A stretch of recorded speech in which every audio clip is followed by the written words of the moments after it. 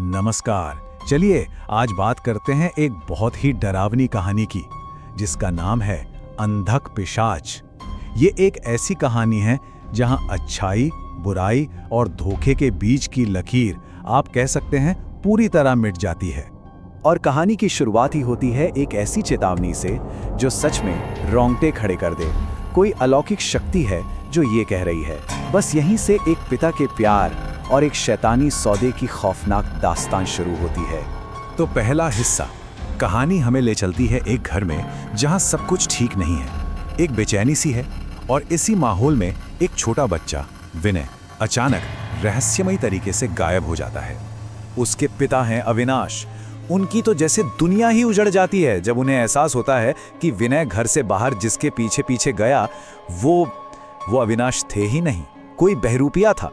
कोई उनके बेटे को बहला फुसलाकर ले गया। तो सवाल ये उठता है कि आखिर कौन या क्या चीज उस बच्चे को ले गई।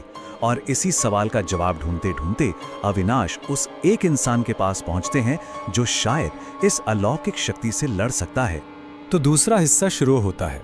हताश होकर अविनाश उसी तांत्रिक के पास वापस जाते हैं जिसने, मजे की बात यह है कि पहले ही उसे चेतावनी दी थी कि अपने बेटे को संभाल कर रखना। और ये हैं शैलेंद्र तांत्रिक। इनका व्यक्तित्व ही देखिए, खून जैसे लाल कपड़े पहने हुए, हाथ में एक बड़ा सा डंडा और कंधे पर झोला। ये वो शख्स हैं जो उस बुराई से लड़ने के लिए किसी भी हद तक, किसी भी अंधेरे में जाने को तैयार हैं।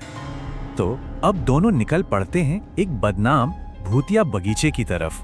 माना जाता है कि वो शैतानी ताकत वहीं रहती है और जैसे जैसे वो करीब पहुंचते हैं, हवा भारी होने लगती है।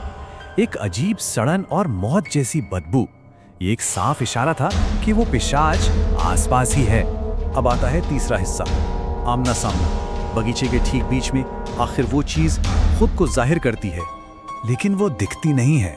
पहले एक आवाज आती है, एक पुराने पेड़ से एक ऐसी अमानवीय कर्कश हंसी की आवाज। सोचिए जैसे दो पत्थर आपस में घिस रहे हों। इस आवाज से ये तो साफ हो जाता है कि वो लोग वहां अकेले नहीं हैं। और तभी उस पेड़ से अंधेरे से बना एक साया नीचे उतरता है। उसका रूप इतना भयानक है, एकदम काला छाया जैसा। आकार तो इंसान का है पर वो इंसान बिल्कुल नहीं है। उसके हाथ इतने लंबे कि जमीन को छू रहे हैं और चेहरे पे आंखें ही नहीं हैं। ये है अंधक पिशाच और वो सीधे तांत्रिक को ही चुनौती देता है।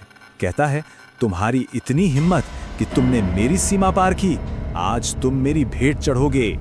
मतलब उसके इरादे बिल्कुल साफ हैं। लेकिन तांत्रिक घबराते नहीं। जवाब में वो एक शक्तिशाली मंत्र का जाप शुरू कर देते हैं। ये कोई आम मंत्र नहीं है, ये वो पवित्र मंत्र है जो किसी भी बुरी शक्ति को वहीं का वहीं रोक सकता है, उसे पंगु बना सकता है। और बस यहीं से शुरू होती है वो क्लासिक लड़ाई।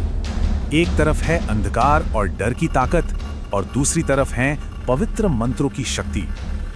एक पाप का प्रतीक है तो दूसरा दिव्य सुरक्षा का रक्षक। एक का मकसद है भक्षण करना तो दूसरे का रक्षा करना। और होता यह है कि तांत्रिक की शक्ति उस पिशाच पर भारी पड़ जाती है। वो मंत्र जैसे आग की तरह उसे जलाने लगता है, उसे कमजोर कर देता है और उसे घुटने टेकने पर मजबूर कर देता है। लेकिन कहानी में एक बहुत बड़ा मोड़ आता है। जैसे ही वो राक्षस कमजोर पड़ता है, उसके यहाँ आने का असली मकसद सामने आता है और वो सच में चौंकाने वाला है। तांत्रिक को समझ आ जाता है कि ये पिशाच, ये तो बस एक मोहरा है, इसे किसी ने भेजा है। तो वो उससे जोर देकर पूछते हैं, बताओ तुम्हें किसने भेजा है, तुम्हारे मालिक का नाम क्या है। और दबाव में आकर पिशाच एक नाम उगलता है, रुद्र भैरव। ये नाम सुनते ही शैलेंद्र तांत्रिक के तो जैसे होश उड़ जाते हैं। वो अपनी जगह पर सन्न रह जाते हैं।